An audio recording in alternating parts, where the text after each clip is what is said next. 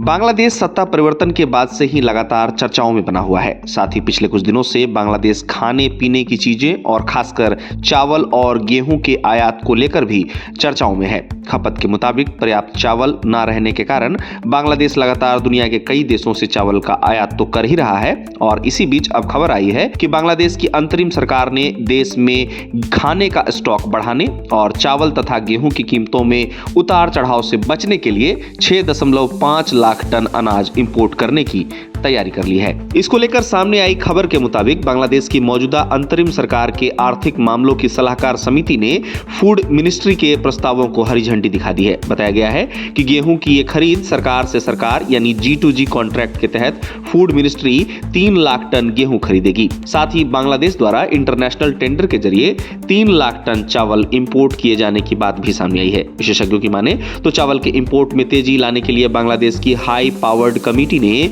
Public procurement नियमों में ढील दी है, जहां अनाज लाने का समय अब 42 दिनों के बजाय 15 दिन कर दिया गया है। साथ ही खबर है कि बांग्लादेश की सलाहकार समिति ने सिंगापुर की Aditya Birla global trading private limited से 50,000 टन गैर बासमती चावल आयात करने की अनुमति दी है, जहां सप्लायर $354.19 प्रति टन के हिसाब से चावल की बिक्री करेगा। गौरतलब है कि इस साल बांग्लादेश द्वारा 1 जुलाई से 17 नवंबर तक कुल 26.17 लाख टन अनाज का आयात किए जाने की खबर है, जिसमें सरकार द्वारा खरीदे गए अनाज की मात्रा 2.22 लाख टन है। अब जहां तक बांग्लादेश के सरकारी गोदामों में अनाज स्टॉक की बात है तो इसको लेकर बताया गया है कि मौजूदा समय में बांग्लादेश के पास 13.71 लाख टन अनाज का खाद्य स्टॉक मौजूद है।